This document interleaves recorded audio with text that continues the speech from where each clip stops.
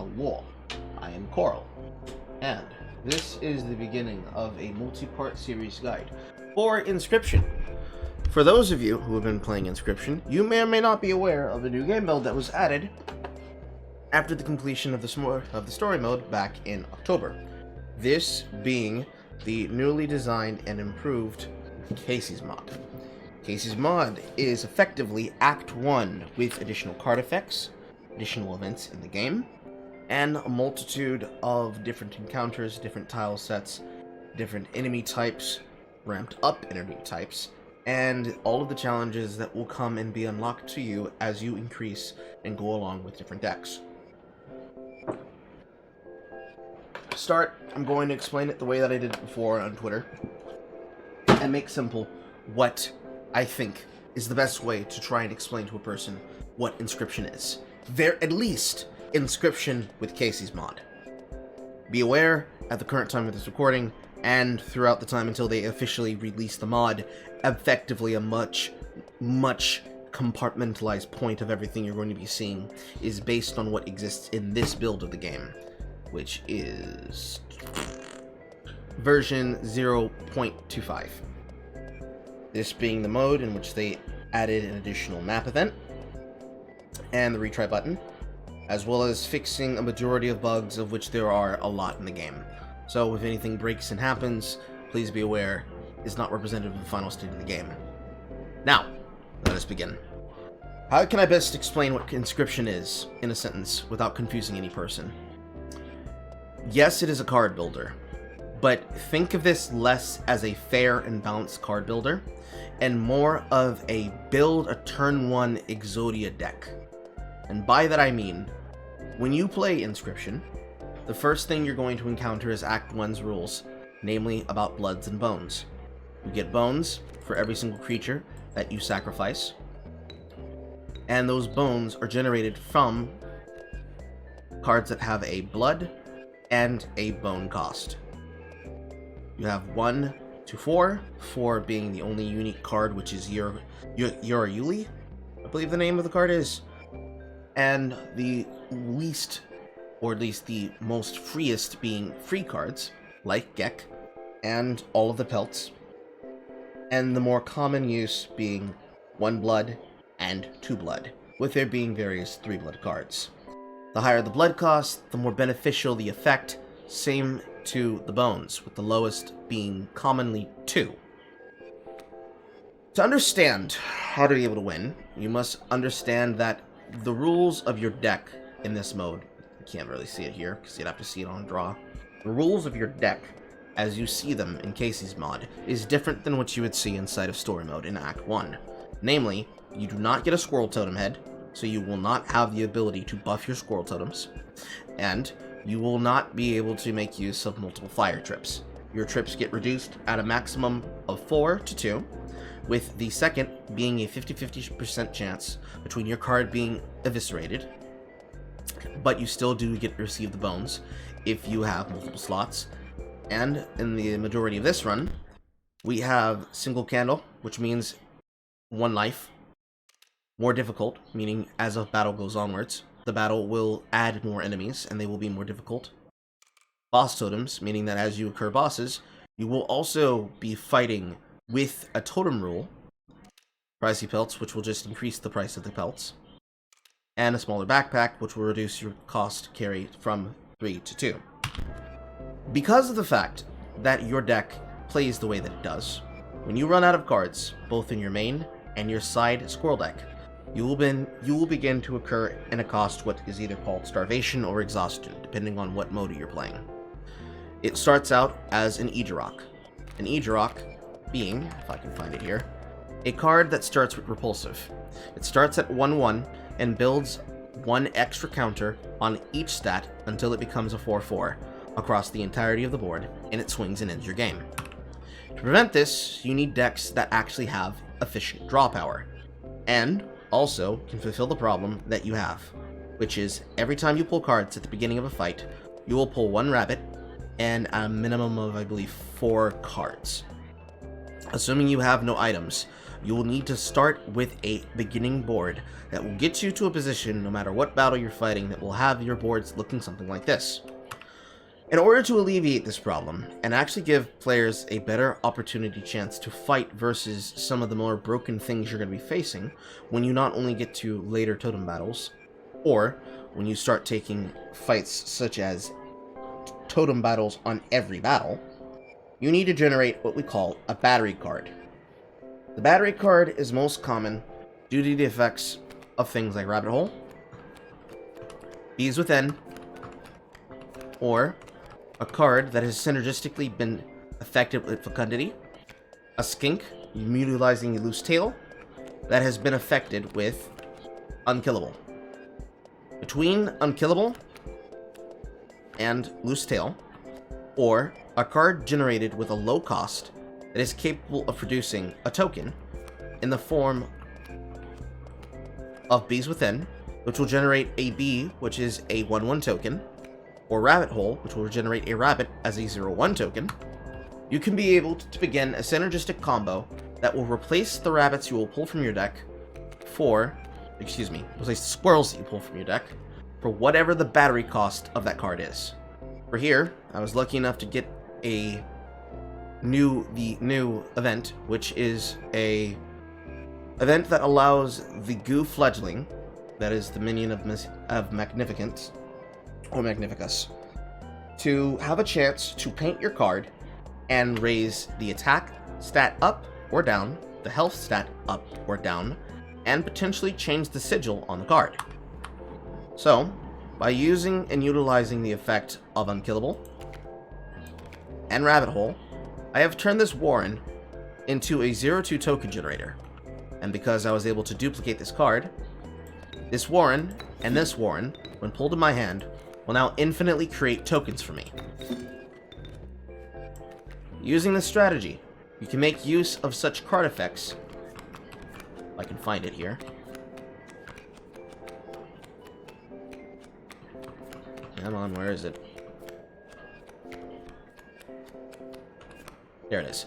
You can make use of such card effects, which is card counter, namely being that the value represented on the card is equal to the number of cards in your hand. When you have something that can generate a lot of tokens, you effectively are capable of generating attack power.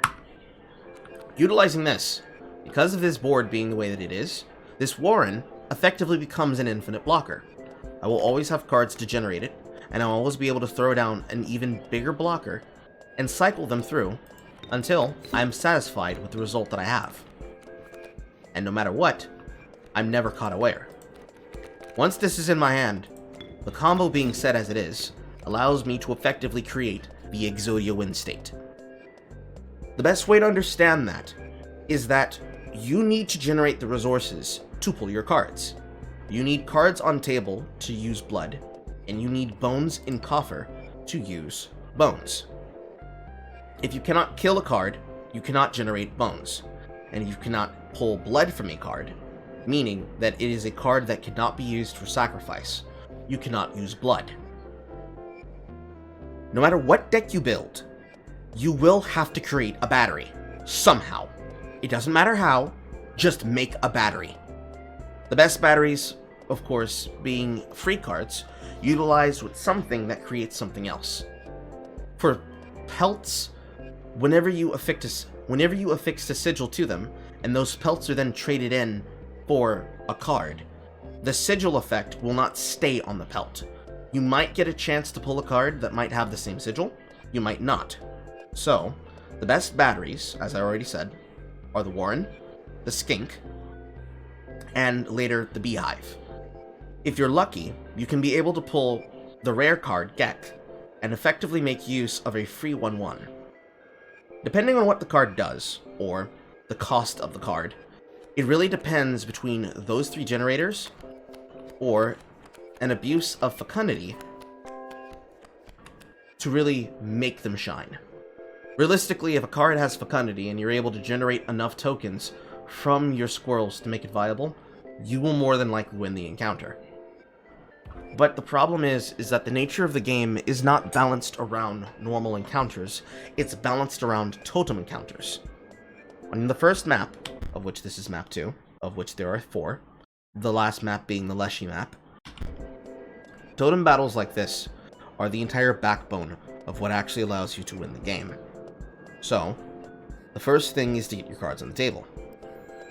The next thing to do is to set yourself up to take as little damage as possible. Now, once you solve the problem of your energy cost, you will no longer have to worry about the issue that would happen should you have not worried about your energy cost.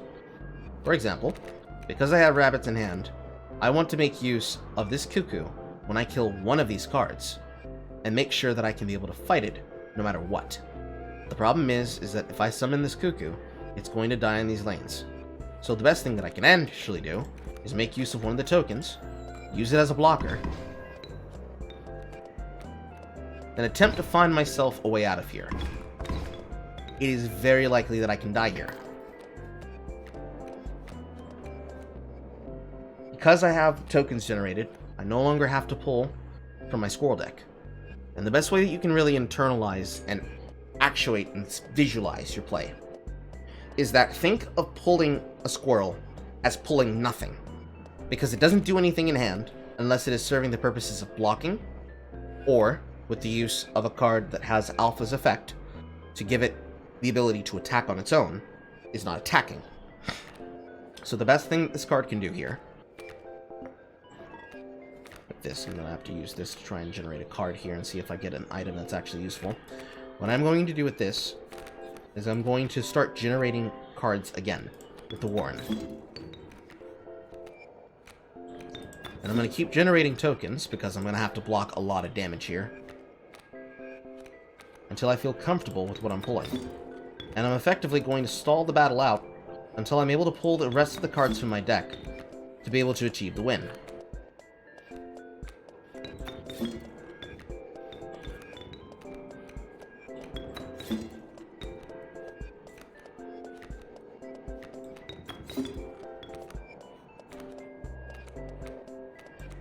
Going to end here with the green Warren card. Then going to search for in there the ant and use it to sack the Warren. Slightly a little bit of a misplay. Realistically, that ant should have gone here. Now, throw a rabbit on the table.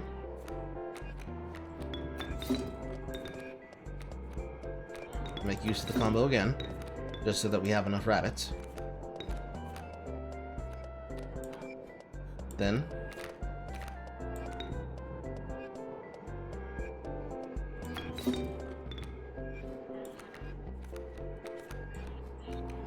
bring the rabbits on the table, along with the Warren, and just keep cycling as best as I can.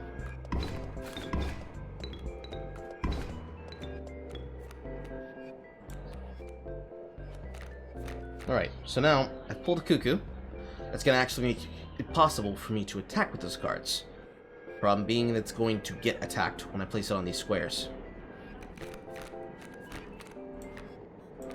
Same thing as before.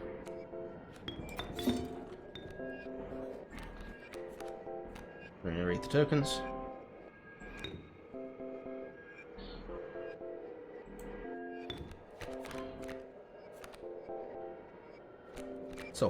It's so hard to manage the cards once you have a big hand. Throw these on the table. Use this to free sack. Give all the ones next to the cuckoo 1/1.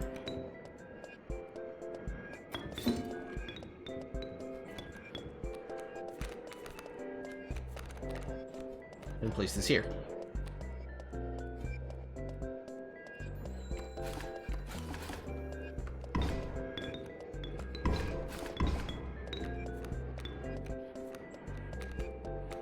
Pull out one of my other cuckoos.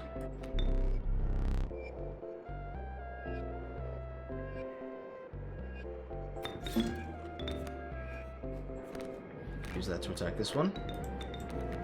Throw out the rabbit. Throw out the first Warren. Throw out the second Warren. Throw out the first Warren again. Throw out a rabbit. Throw out the Warren again. Throw out a rabbit. I have the cuckoo there. The rest of these will be enough tokens.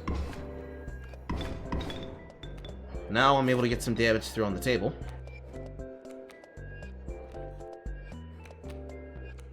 There's the Gek card that I was talking about. It effectively is a free 1/1 token. It is a card that's best used for fecundity, because since it's free, you'd rather have the ability to fill the board for free without having to do anything. And while I'm thinking about that, let me actually go over that since that's important. In terms of the cards of their sacrifice effects, there are many lives, worthy sacrifice, ant spawner, amorphous turning into any of the other effects that I'm about to name, brood parasite, which can place a card on the opposite side of the deck, but the problem is that it has a chance of being a broken egg, which allows a cuckoo or a card that has brood parasite to attack over it with airborne, or potentially runs the risk of dropping a raven egg, which can then become a 2/3 attacker with flying.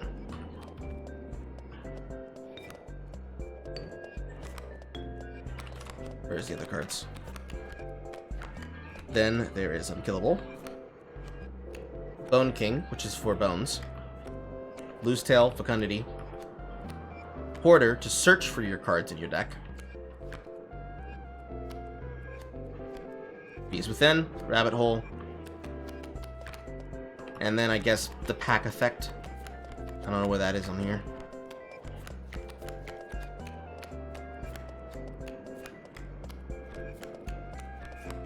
Right here. Trinket Bearer, which allows you to receive a random item as long as the pack itself is not full when it is played. With these cards, you can be able to get to a win state of some kind, where you're not going to suffer as nearly as badly as you normally would if you cannot get them out. Depending on the strength, a card like Gek is stronger with Fecundity, but can be just as strong with Unkillable. The way to think of it is, a card that has many sacrifices, for example. So hard to click on the fucking book. A card that has worthy sacrifice will be able to generate 3 blood for a sacrifice and will generate 1 bone. However, a card with many lives will not perish, and though it will be able to generate 1 blood, or if it's something that already has 3 blood on it, 3 blood, it will not produce a bone. As well as,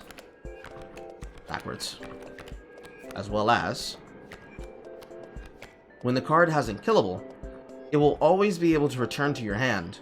It will still have its summoning cost, but it will infinitely be used to generate bones. As you see. Yeah.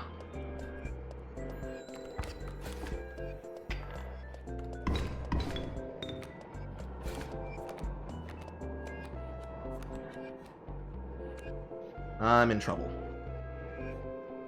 The homie's in trouble. Homie's in trouble. Homie's in trouble. Homie's in trouble. So the problem is that when this Raven Egg drops, I'm gonna be very fucked. And I would like to not be fucked. However,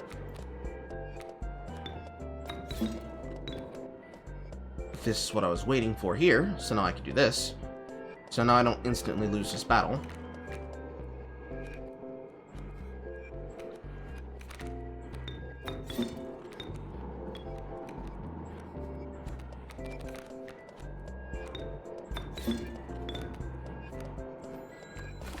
And through techniques like this, you'll have to find a way to out-cheapen the very cheap game. Because no matter what, eventually you are going to run out of cards in your main deck. And you will have to draw from your squirrel deck. So, it is best to delay pulling squirrels as best as you possibly can by generating with the battery, so you can be able to have a better fighting chance to not get fucked.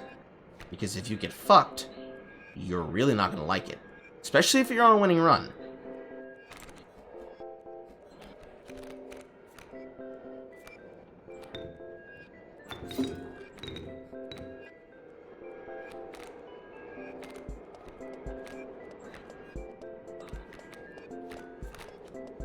Now, because I've done enough damage to this, this will kill this. Hopefully this does not attack me the way that I think that it does.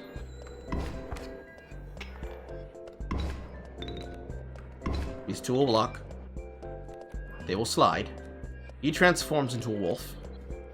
And now with this 3-4 on the table, and the ability to continue throwing out the rest of these cards, this wolf will be able to win this duel for me.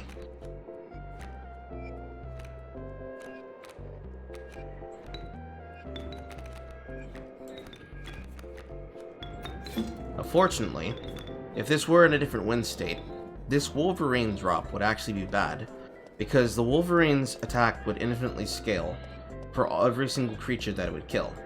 Right now it has one attack, but considering the fact that these have very, very low health, it would just be trolling to feed it rabbit cards, so I would have to stall for as long as possible with the Warren.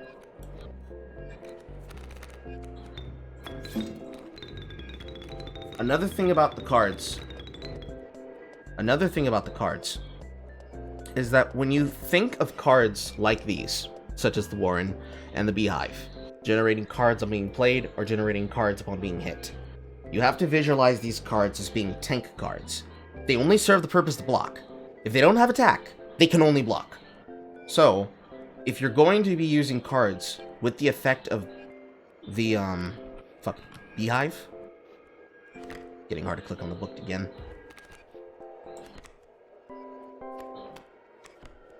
Other way.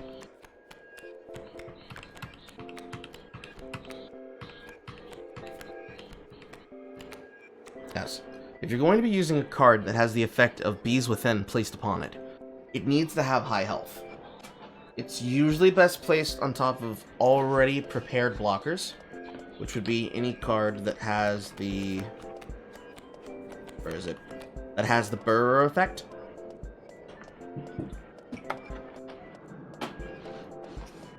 So things like Mole and Mole Man are extremely good. It is also viable if you're not going to be putting an effect like Fecundity onto the card, to put this onto your blocker so you can be able to generate all of the bees that you possibly can out of the health pool of the card. Because with Bees Within, you have to imagine that the actual health of the card is equal to the amounts of cards that will be generated upon being hit. So if this card has Bees Within, you would be generating 4 bees, and then it would die. So you would be getting back a card boon of 3. Whereas with this Warren, since these Warrens are literally just 0-2 and 0-4, their only purpose here is to realistically delay for that many points of damage per turn to increase the actual card economy of their use. The card economy being, if I put a card on the table that produces 2 cards instead of 1 card, meaning I play a card, a rabbit, to summon a Warren, when I get back the Warren's effect of Rabbit Hole, I have a move economy of 2, because I played 2 cards, and I got back a card. 2 minus 1 equals 1, but 1 card on the table, 1 card in hand, so 2 minus 1 plus 1 equals 2. Which is basically the way to actually measure out the generation cost. It takes 1 card to generate a blood card. So, it's going to be n plus 1. Or 1 plus n. Math, yes. 1 plus n.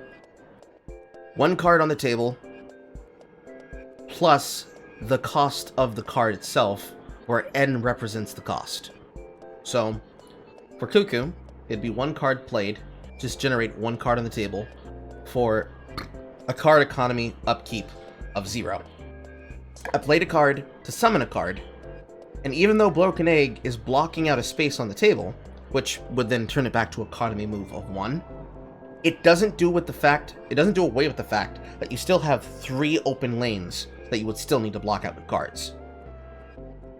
The only way that it would equal out something viable is if this card generates Broken Egg, and also you blocked out something in this position.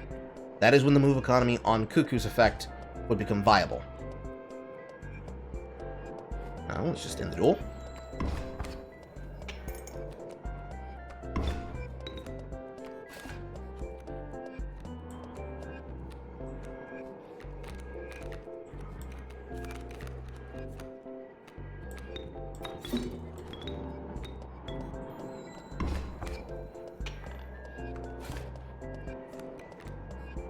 And win.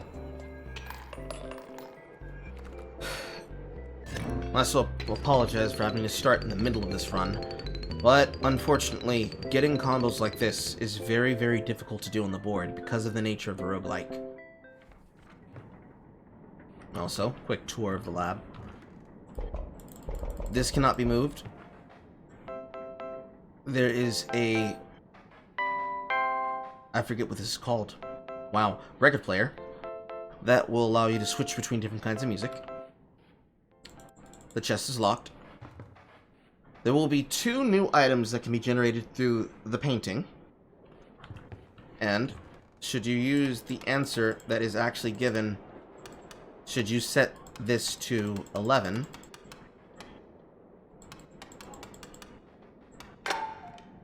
(116)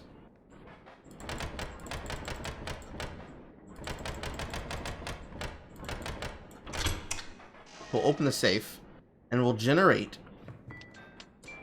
this CD, which is from one of the other video games made by the dev, which is The Hive.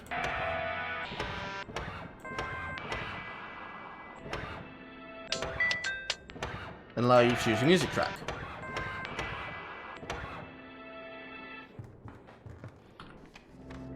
So, utilizing these effects, you'll have to balance yourself out as you move through the board to try to do everything possible to make your deck as strong as possible.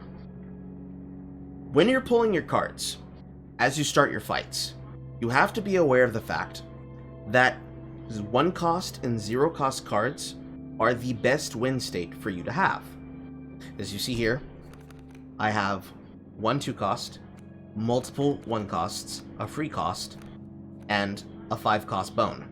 Because if I'm not going to make use of the bones that I have, I need to be able to delay long enough to find cards that I can make use of that will have that cost.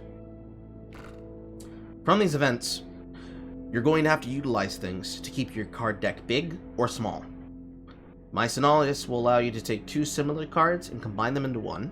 If you enter the event without similar cards, they will then give you randomly generated cards of 3 that will have a pair for you to use the next time you are able to visit the Mycenologists. Cost selections will allow you to select cards that have anywhere from a randomized number of 1, 2, and 3 blood, or a randomized amount of bones. The trials will give you a chance to be able to pass a trial based on the cards that are viable in your deck that can face randomly 3 chosen events that, should you succeed them, you will get a card with a sigil, and if you were to fail them, you would get nothing.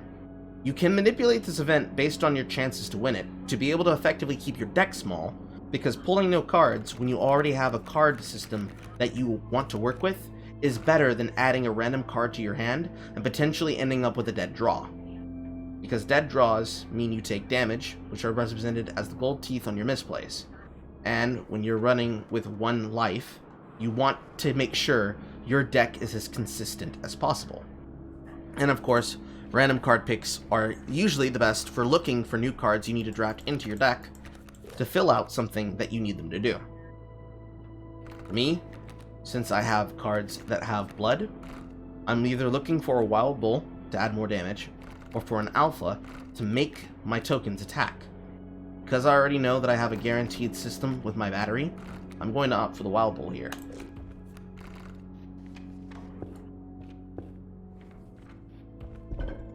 Shrine events. A card with a sigil gets sacrificed, and a card with either an applicable effect of a sigil, or no sigil at all, will be given the effect of the sacrificed card.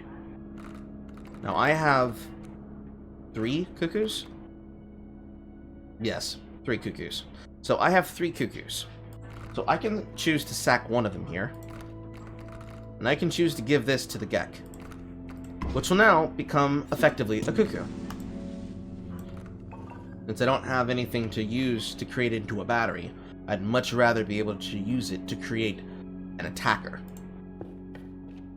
Totem battles always have a rule with a totem that will affect the playfield, and normal battles will not.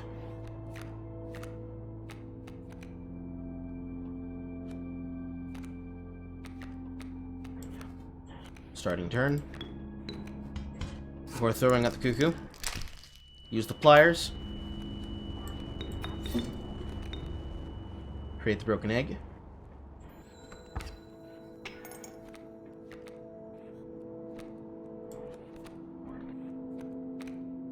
pull the squirrel, sack them both to leave this open, and to now play the raven versus the bull.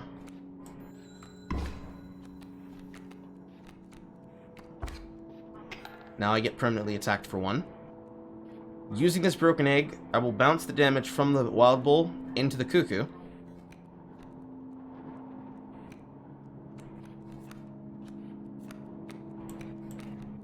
And then play this squirrel. Summon this worker.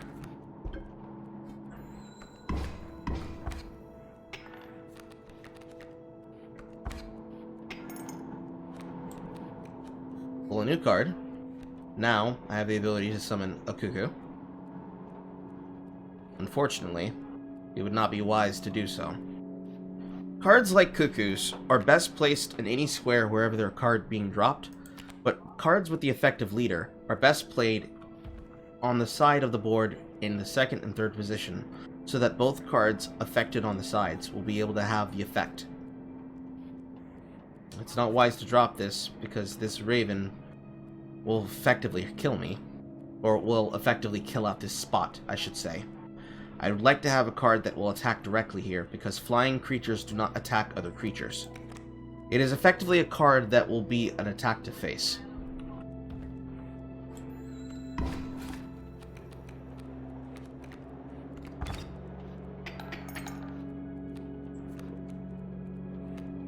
Now, the same effect is going to happen here. This cuckoo is going to bounce the damage from this wild bull onto the raven egg in the back because of the bleed over of its attack power. This is slightly bad because now I am taking 2 damage to the 1 that will actually be placed. Actually, none that will be placed.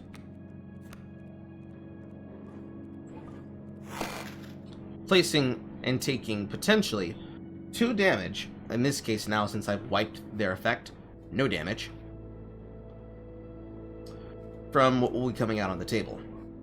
Unfortunately, because this is 2, I'm going to need a card to be able to attack it.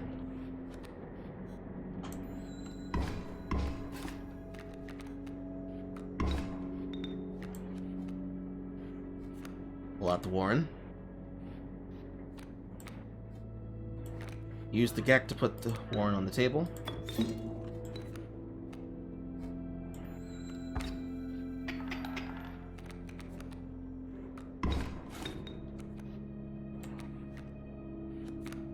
And now that we pull our battery, we can now begin our infinite.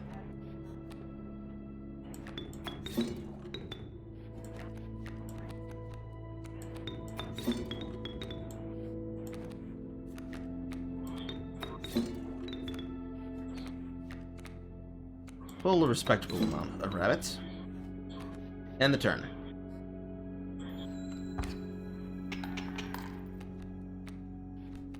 This elk is going to attack, and then it's going to shift and move.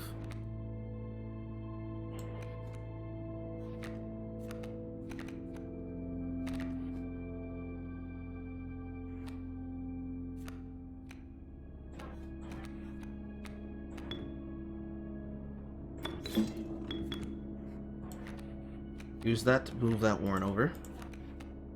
Place this rabbit with this cuckoo, unfortunately, put in this position.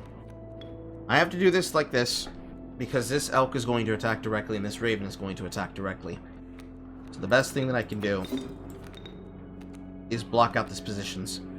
When this dies, this corpse maggot is going to drop here, and it will effectively reduce this raven's damage to 1.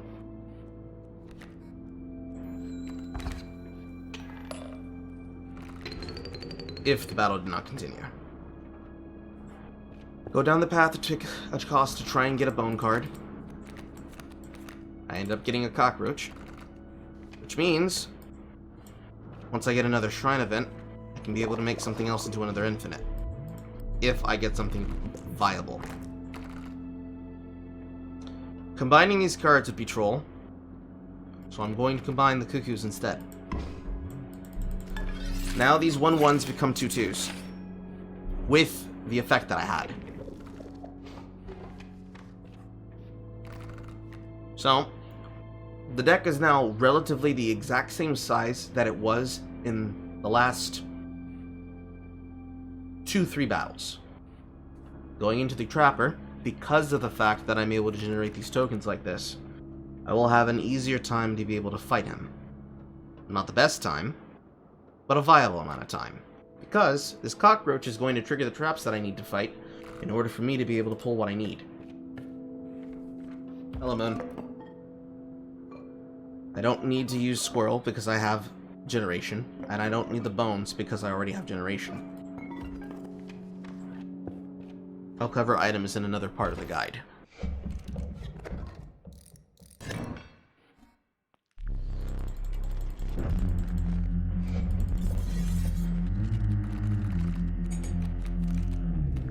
Starting hand, we did not pull our infinite, so we're going to have to stall for time here.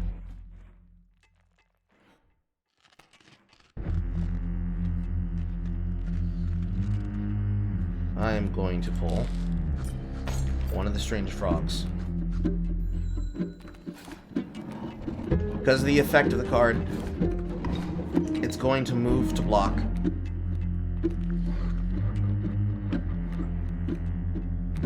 Now I have the worker ant out.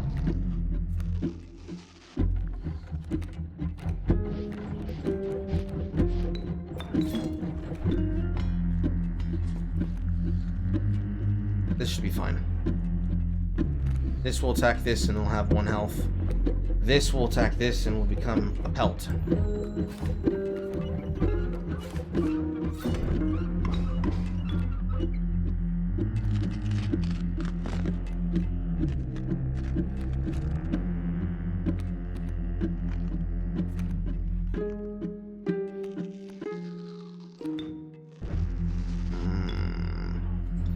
Allow this to kill this. Raven gets put on the table. Pull the Gek. Use the Gek to fly over the rabbit.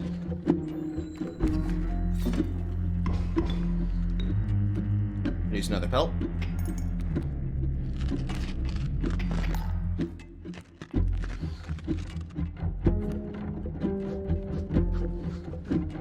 Thinking.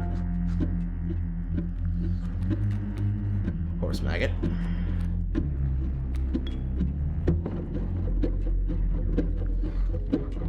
I'm going to sack the Gek to summon out the wolf cub. This will fly over and hit me for 2, but this will transform and kill.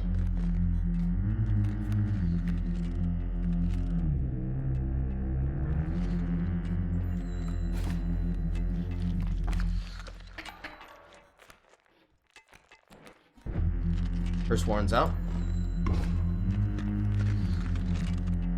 Cuckoo's out. And Warren's out. I need 1 turn to set.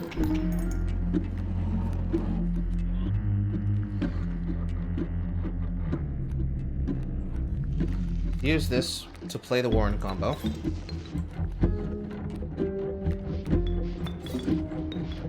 I actually need to be careful, make sure I don't accidentally click on the wolf. Coming over and corner here.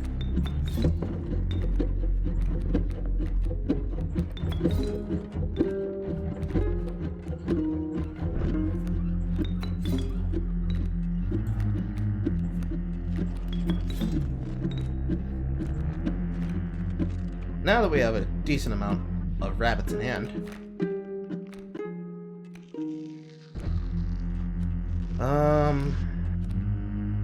let's do it like this. One cockroach down.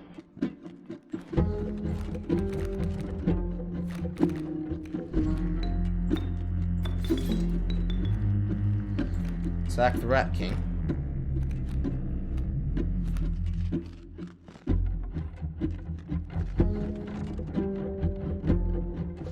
Yes. And then I hold. Use the cockroach and the Rat King to generate more bones for myself and to put the corpse magnet on the table for free. Then eliminate the trap so that I can be able to go into the next round with the maximum amount of pelt cards that I can use to be able to get 5 total pelts. Now make use of the next battle phase. From the trapper to the trader. And now we look at the cards that are on the table and we remove the cards that are the most beneficial to us, but are the most dangerous to our win.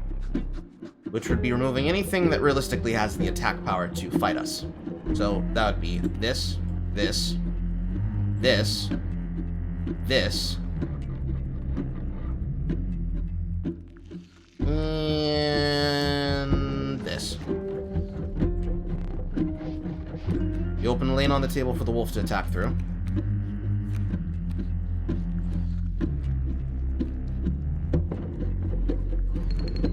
You eliminate the cards that are on the table that can potentially kill us.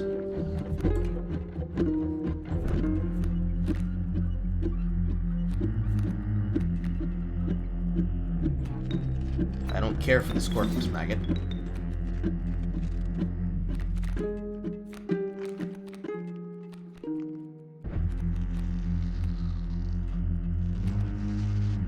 And utilizing this cuckoo,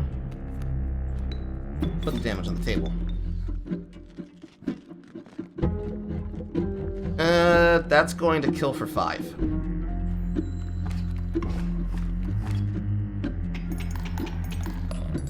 I was wrong, 7. I forgot that the bat had body block. Alright. So, this is an interesting box. You have a Douse, which is a 2/2 that will generate bells that allow it to attack anything that attacks its chimes, which cannot have their health raised because they are generated by the bellist. You have Mothman, who after 2 turns of fledgling will turn into a 7/3, 7/4, 7/3, 7/3 attacking Mothman. And then, Eidorok. A shape-shifting card that will hide in your deck. I can actually show this off because the correct pull here is either Strange Lava or Eidorok. And Eidorok is better than Moth because Moth requires 2 turns of waiting. A card that will stealth itself in your deck and cannot be seen in battle as Eidorok until the card is pulled, but when it is inserted into your deck, it will transform and disguise itself as one of the many cards that you have, but with the reveal that the effect of what will glow when it is affixed with a sigil will be red. So, when it's a card that has not been turned into anything, the card's eyes will be red to indicate that it's Eidorok. Or, more notably, you will see that the effect on the card and the sigil will be red. In combat, you will not be able to tell what that is unless you are able to pull one of your many other cards ahead of time. So, for example, since I now have uniquely 1 of every card in my deck, I know that if I pull 2 cards, well, not counting Warrens, if I pull 2 cards in hand, and I have 2 corpse maggots, there's a 50-50% chance, or if it pulls as anything else in my hand, that I will have pulled Eidorok and placed it on the table. Once Ejirok is placed on the table, it will transform into itself and will become a 4/1 attacker with repulsive, which means the lane that it is in cannot attack. As we can see here in the rulebook, there.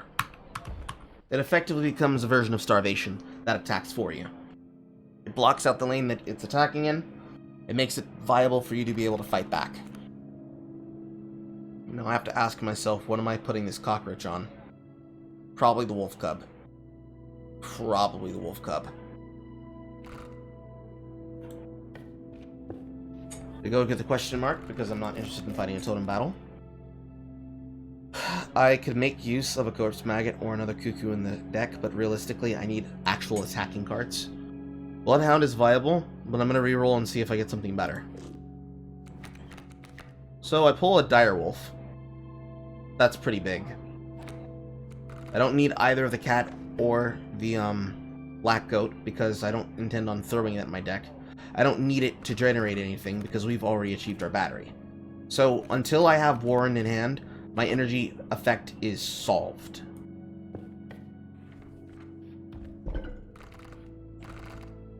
Take the cockroach. Well, realistically, I can throw this on any card.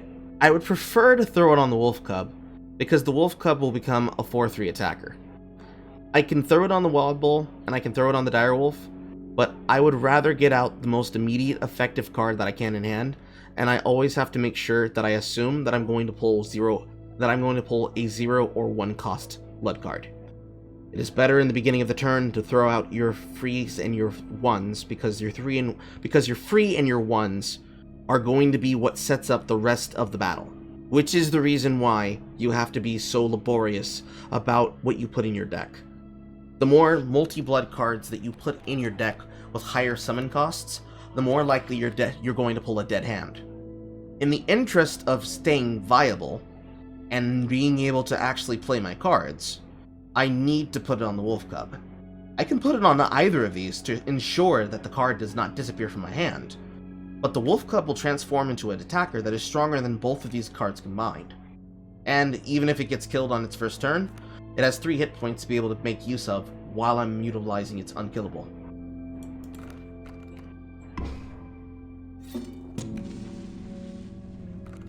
And also, because I'm sacking the card here, I now make my deck even smaller. I now have a kill card.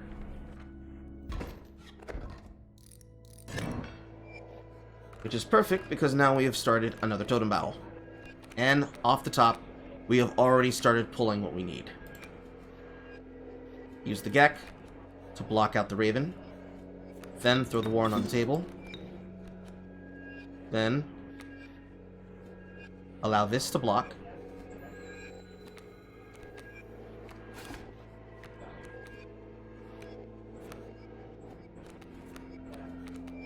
Use these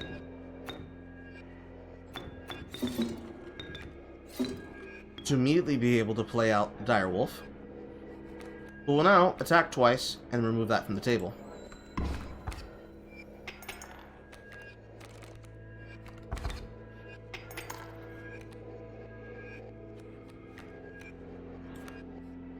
Play the Squirrel.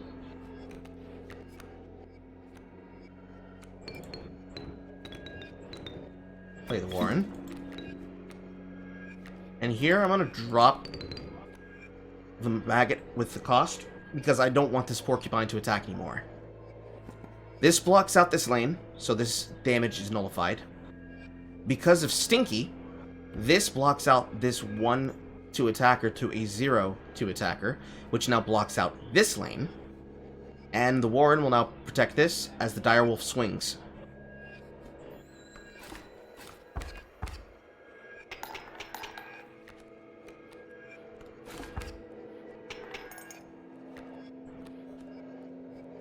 And now we can achieve the combo.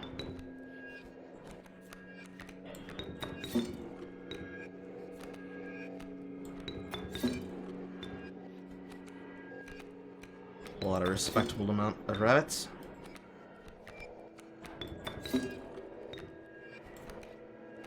This is enough. Actually, no, 2 more. Just to demonstrate how careful you should be.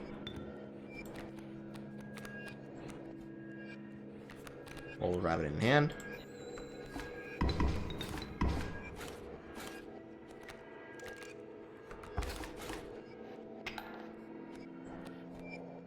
Now up comes the wolf cub.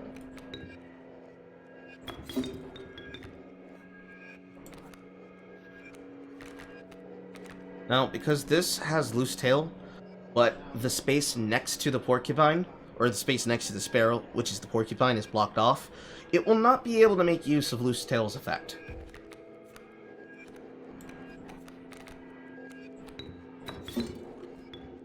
Replay the warren onto the table. Produce more tokens.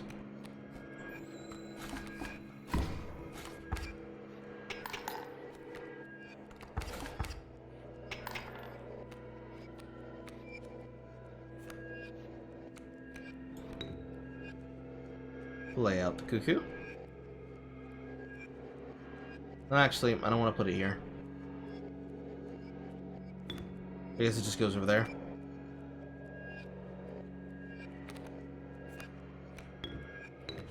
Yeah, just goes over here. It'll buff the direwolf. And there's Eidrock. So this effectively makes Eidrock useless.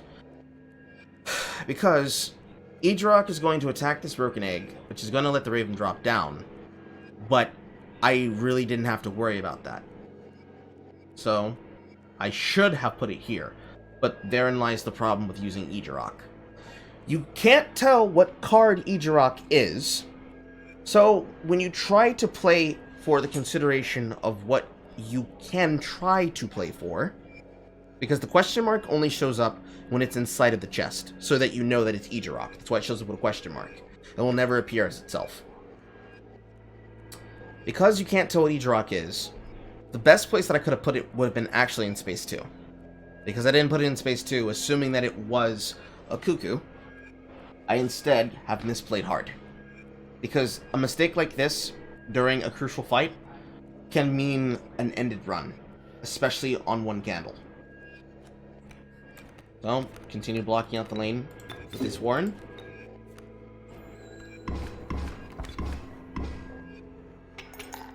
That kills that lane. Pull out the real cuckoo. Use it to buff both of these. And I swing for 4, 7, 10, 14.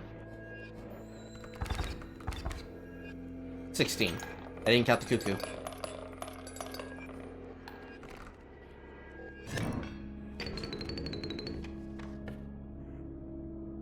A trapper to make use of my teeth, and then immediately the trader to make use of the cards I will pull from the teeth. That's actually okay. Whenever you have the trader card, you want to just go for the highest count possible. Don't put extra cards in your deck if you have no viability to use them. Now, fortunately, because I have the draw power to get away with it, I can actually take the extra rabbit belt here for an additional card. I'm going to need additional attackers to be able to fill what I don't have. And, because I didn't use an item here, I get a pack rat. Makes for a good attacker. I have a chance that I can be able to remove it directly out of my hand anyways. Porcupines.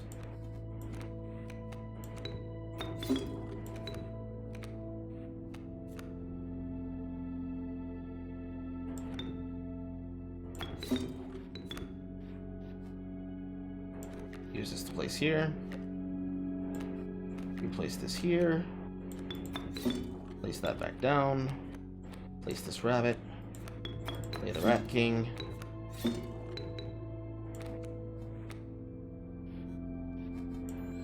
Good for stand. This will attack this. It will transform. Pull a squirrel, because I actually need it to generate the energy. This direwolf will attack twice. Get the pack rat. Pull tooth.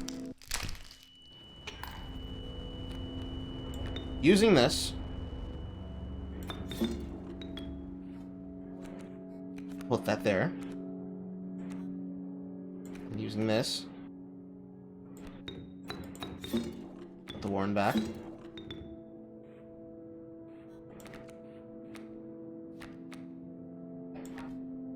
Put this down again. Use that.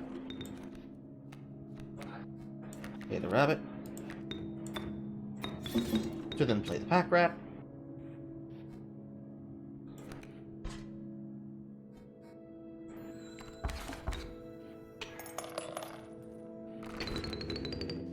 And that is the general idea of how you want to start the majority of most of your battles, with hopefully a non-dead hand. With the rabbit pelt here, I am looking for attackers and blockers. Wild Bull is fine, Beehive is fine, Ant is fine, but because I have a bunch of blood cards, I actually want to start looking for bones. So I'm going to pull the Rattler here. And for funsies, I'm going to pull the Beehive. And with this golden, because I have a deck that is already full of things that are viable, the best thing that I could pull here is either the Long Elk or the Gek. Namely because the Elk is a counter card, which is going to move and kill everything that it faces.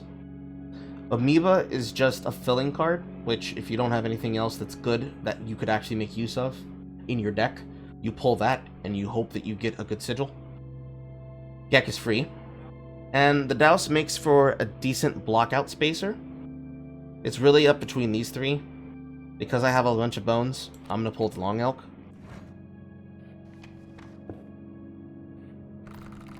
With my Sinologist, I don't have anything that I can combine other than my Warrens. And the problem is that you can't say pass. So whenever you go into an event, you must make a selection. So, for example, if I want to remove anything from my deck here and make it smaller so I can continue pulling consistently, I would go here. If what I want to do is try to pull for a totem, because I don't have one, I would go to the totem here. Because this is map 3, this is one of my last chances and opportunities to actually pull a totem. So the question now becomes, what's more valuable? Keeping my deck smaller, which I don't really need to worry about it because I can stall out with this, or having a totem to increase the effectiveness of my cards. I'm going to choose totem. I already have a bird, and I have a wolf. Now, I'm able to turn my wolves, or my birds, into a bone generator. Looking at my cards, I have one, I think just one. Yes. I have one bird that would generate bones, but then I have 1, 2. That does not count as a beast. I think it's just 1 and 2. I don't think Warren counts as a beast card. So 1 and 2. That will now generate bones. Which is fine.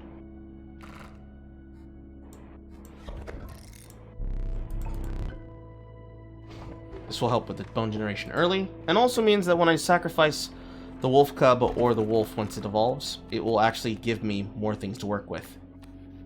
Ah, yes, perfect opportunity. Play the Warren. Sack this to play the Cuckoo. Block out the space. Play the Warren again. Play the rabbit. This porcupine is going to kill this. Now the blocks out the lane. Pull the dire wolf.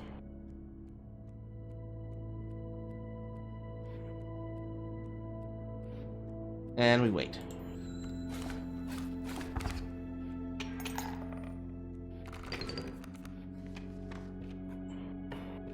Mycenologists on 2 paths. Not a fan, and I didn't get any doubles. Direwolf Pup is going to give me another Direwolf in my deck. I do not want to touch either of these Mycenologists.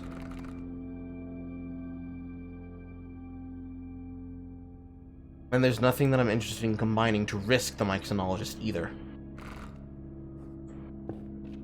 I'll take another pack rat instead.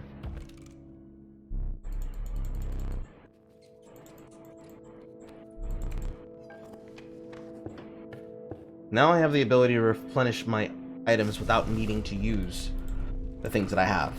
And because of the effect of my cards, rather than upgrade one of my attacking cards here, I'm going to upgrade my Warren cards, namely my strongest Warren card, and turn it from a 0/4 into a 1/4, and I will not risk, because now this Warren card can attack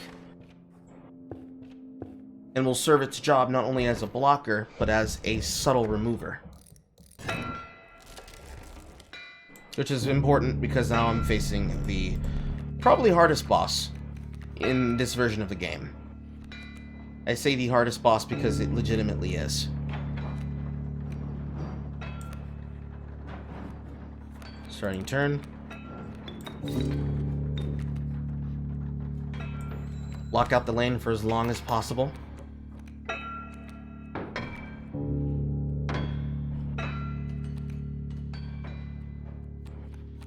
Try to pull cards.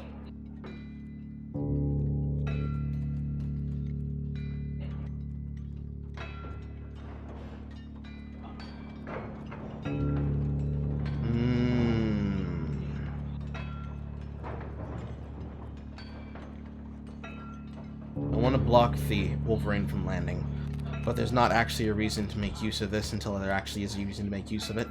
So we wait. So we get this to 4. It'll drop me to 3.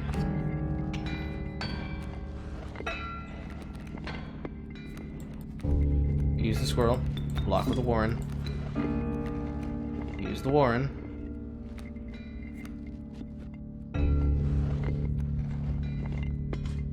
This will shift everything over.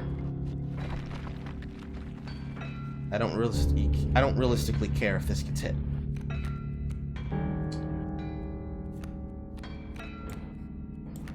Use the Warren and the rabbit to attack the Wolverine.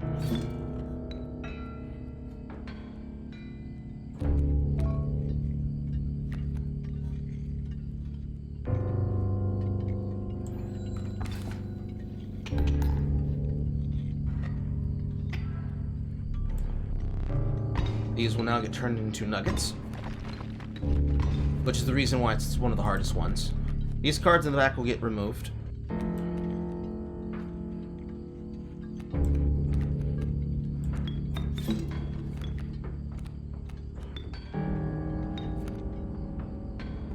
Play this bone. Throw out the worker ant. And I get lucky. Pull out Eidorok in my only playable space. Kill the mule. Get an extra hand of cards to replace the cards that the game took from me.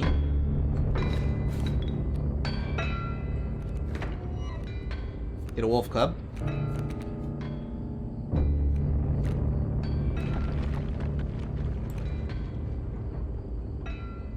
Use this to wipe this Wolverine.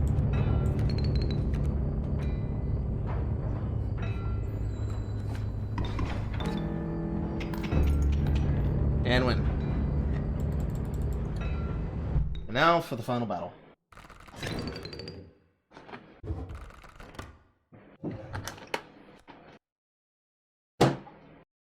Last boss rare. And this is the second most important choice that you make in your run. Because of what I have here, and more importantly, because of the fact that I just pulled Ouroboros, this final card choice is going to dictate the strength of your deck going into the Leshy fight. Now, the cards that I have here, most of them are strong, but now we need a guaranteed way to deal with the board consistently so that we do not stall out too long, and we also do not die. The best choice that we can make here is something that is consistent. And the best consistent thing that we can actually go for here is actually playing one of our cards that has a cost that is not one of the costs we've already secured. And one of the costs that we have not secured is our Bone Summon. We have cards that we can summon consistently with blood, but we do not have a returning card that we can generate with bone. Oh boy, I got this. I got this fucking bug again. So, we pull out the Ouroboros here. And I am going to send this bug feature again.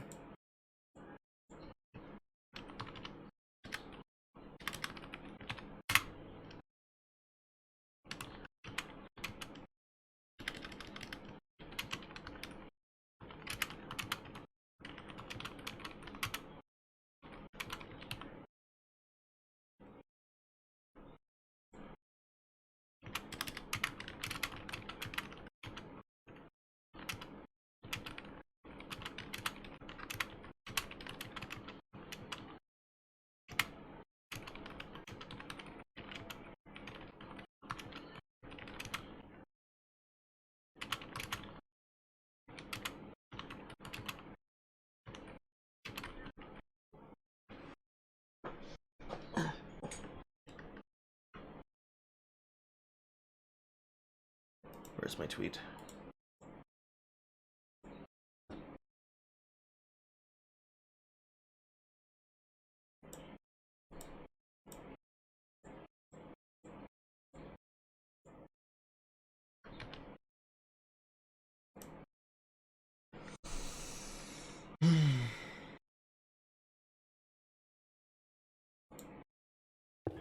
There you go.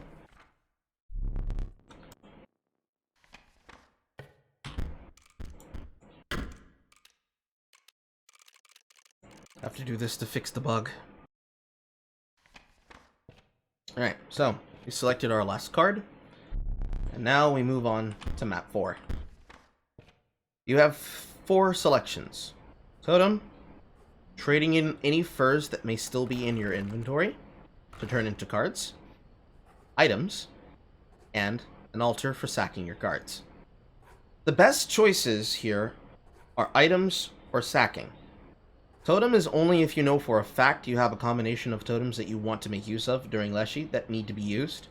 And if you have furs in your inventory that you know need to be removed because they're going to screw with your card economy, those have to be removed. Because of my choice here, and because of the fact that I have Ouroboros, I am definitively going to be using Ouroboros to give effect to one of my bone cards, of which the only one that I can actually do is Rattler. Or Long Elk. It's really a choice between these two. What do I think is more valuable? A card with 3/1 or a card with Move and Touch of Death? Realistically, the answer is Long Elk. So now, I have a guaranteed attacker that I will always be able to use, along with 2 battery cards that will infinitely produce the tokens I need to supply my pulls. I have 2 items that are powerful during Leshy for not only stalling out the fight, but also being able to stall out the fight. I have a bone card that will be able to wipe anything that it's facing. I have an Eejirok, which is going to secure the ability to move out of lane as long as it does not get destroyed by the effect of the Carter. I have a Gek to block my moves.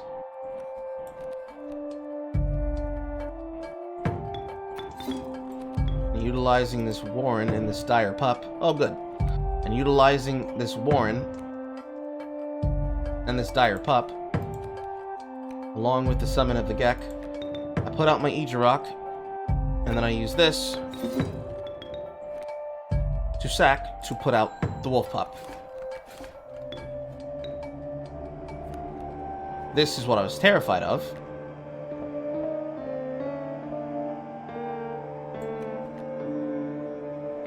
Now I have a Warren card in hand.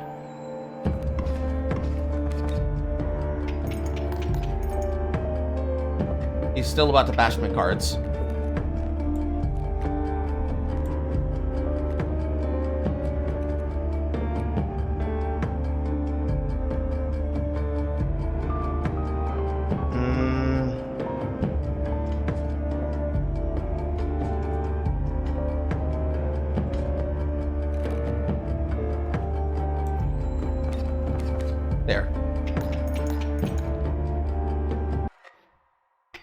After passing Phase 1 and Phase 2, Phase 1 being a cycling of all of the boss mask effects, the first starting with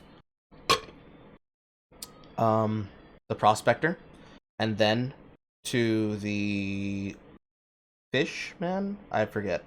Angler. First, Prospector, then Angler, then Trapper Trader.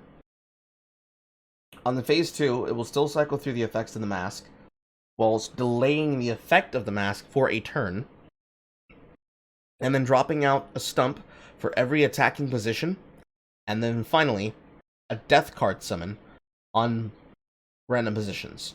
Then, of course, the titular Moon Phase, which in Kaycee's mod is slightly buffed. And by slightly buffed, I mean it is now immune to the effect of Stinky and Touch of Death. Blocks flyers, has Moonstrike to attack every single lane. If there are no creatures opposing, it will strike directly, and has Tidal Lock, which will pull squirrels off the table. This is the reason why it's so important to not only have extra health on your cards, but to also be able to generate your cards. Now here, use the squirrel, summon the Warren, then drop the Beehive to sack.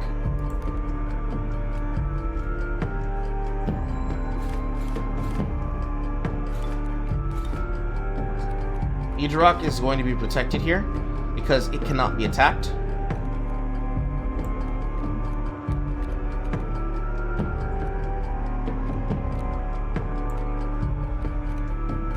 I'm just going to sack the Beehive here. I'm going to sack the Beehive and drop a rabbit to put out the Wild Bull.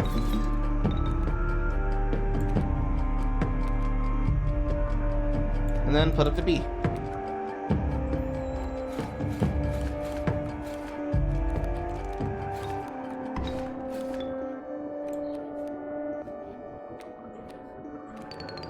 Effect of the Rattler.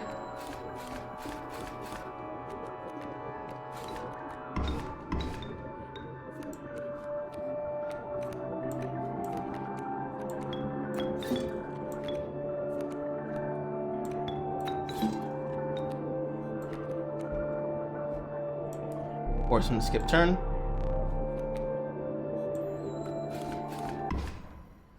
And this is a one run.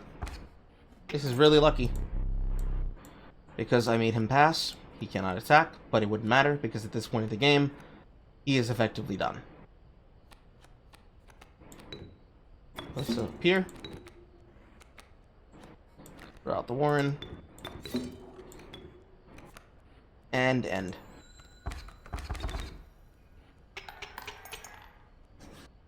And that, ladies and gentlemen, is how you effectively play to win Kaycee's mod. Now we got our victory screen. Another entry. 2 new cards are being unlocked. Raccoon, when card is on the board, opposing creatures also provide bones when perishing. So when enemies attack, when the enemies on the board get attacked and die, it will make those enemies produce bones, which is an even faster means of generating more bones for your deck. It's not a bad card, but it's not a great card. And Lammergeier. Power of the Lammergeier is equal to half the bones on the owner, and it will strike directly with flying. So the attack effect is the points of the equation for n divided by half.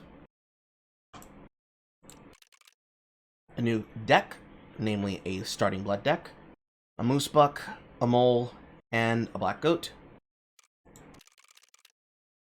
And to show you how fucked up it is, this was the 7th victory, but I've had these many defeats. That is how difficult Kaycee's mod is going to be for you to justify most of your plays and actions. It's not going to be great. You're gonna hate a lot of your misplays.